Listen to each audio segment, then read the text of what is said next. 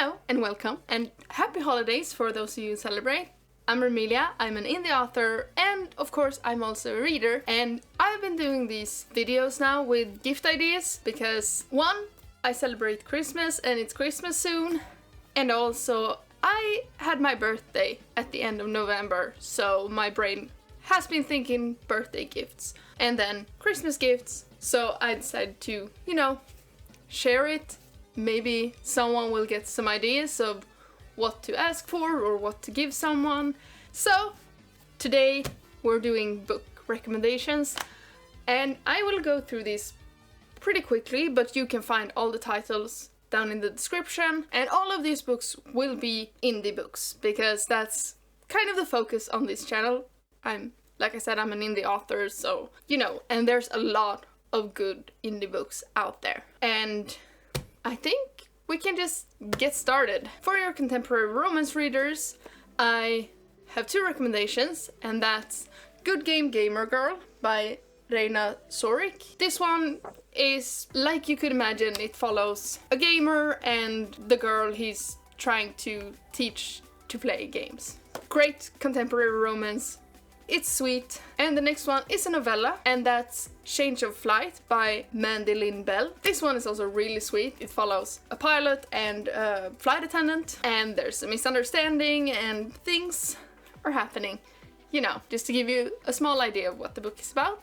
And that's my contemporary romance recommendations. I don't read very much contemporary romance. I do it sometimes, but I am more of a fantasy girl, so hence why the biggest category today will be fantasy, which will be our next category. For cozy fantasy, because we just talked about romance, so why not go cozy? It's Arrival Most Vile, or the Side Road Quest series by R.K. Ashwick, and The Stray Spirit, the Lute Song series, also by R.K. Ashwick, because R.K. Ashwick is amazing at cozy fantasy. Arrival Most Vile is very romantic, the first one. It's rivals two lovers, they're forced to brew a potion together. You can guess what happens after that. And then there's a whole series. The Stray Spirit follows a musician and a spirit, and they have to work together with the musician's ex-girlfriend. It's a bit more adventure-y than Arrival Most Vile, but it's still very cozy vibes, and I highly recommend it. Both of these books, the first books, I also have videos about if you want to know more about them. Next, I will jump into romantic fantasy or romantasy, that whole pot of, romance heavy fantasy. And my first recommendation is A Vermillion Curse by D.C. Guevara.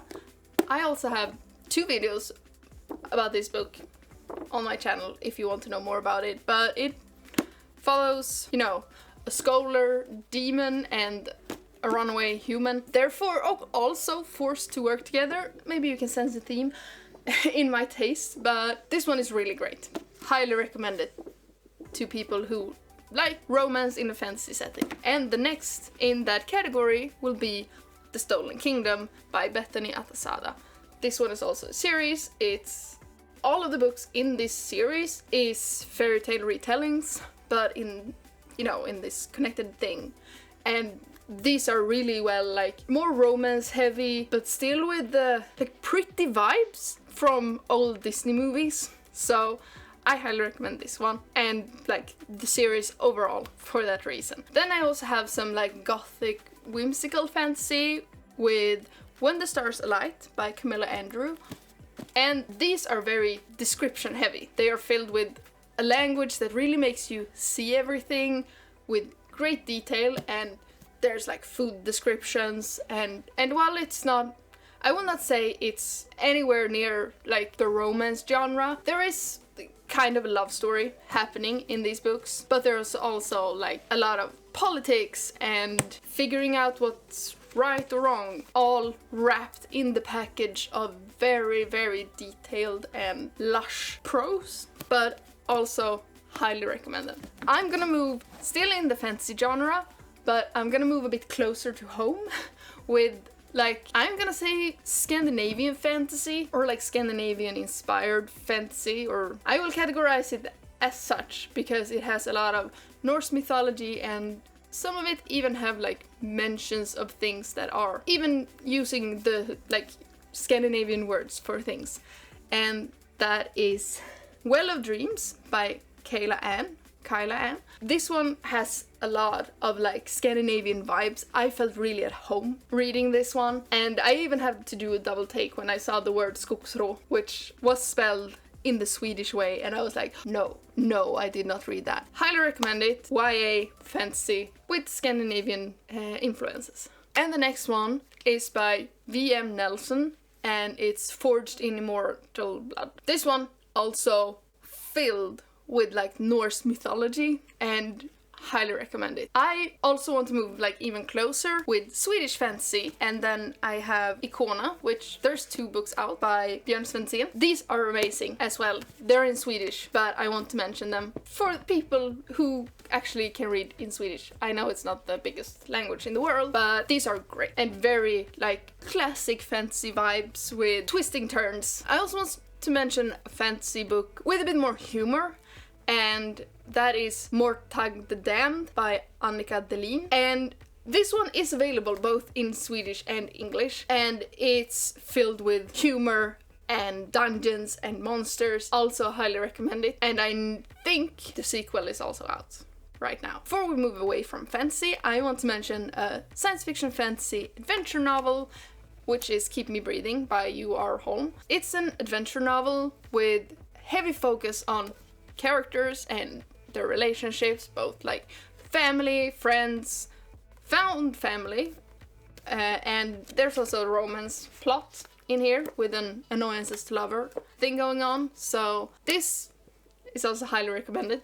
Speaking of science fiction, we have Beyond the Darkness by Avra Blake, and this one has like military things going on and cool psychic powers, and this one is also very character focused, but maybe a bit more plot focused than Keep Me Breathing. They're kind of similar vibes. Very great characters in this one, and I think this one is pretty much perfect for people who like anime or maybe even like edgy teenagers, you know.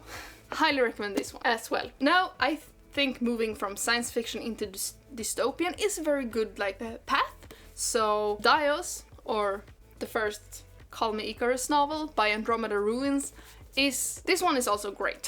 Highly recommend it. It has kind of shitty government things, and it's very punk. I would say it's very punk, and it's a retelling of the fall of Icarus, but in a very modernized setting, and it's great. Also, great found family book.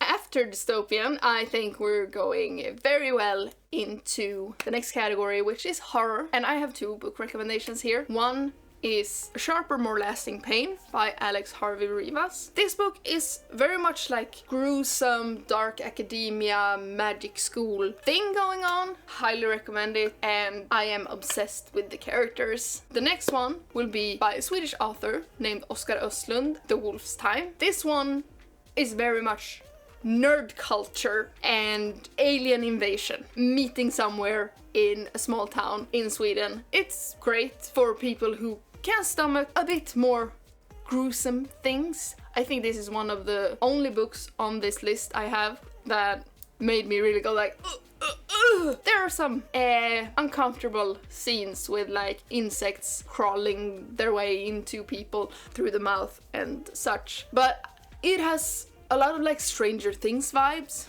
so highly recommend that one too. In the horror category, if we go a little bit deeper, there is a genre that I have come to love that is religious horror. I am in no way, shape or form religious. I didn't grow up religious. It's really not a big thing where I come from, so keep that in mind, but it's still interesting and there's some good things in this subcategory. And the first is a novella.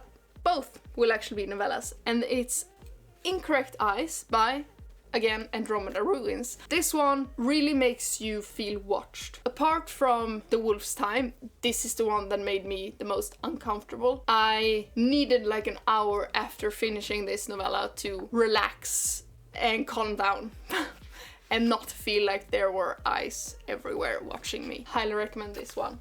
Then we have First Creation by Mars Adler. This is also great. This is a bit sweeter than Incorrect Eyes, and it follows an angel and a fallen angel, and there's kind of a I should not like you but I do situation, and there's everything isn't what it seemed, and things are very dark sometimes. Highly recommend this one, or all of the authors on this list. You can just check out their other books if you feel like, oh, this might be up my friend's alley or my alley, or you know, most of them have more in a similar vein. So these are just some of my favorite indie books, and I would probably add like a few more down in the description, just because I will probably find more between recording this and, you know, publishing the video.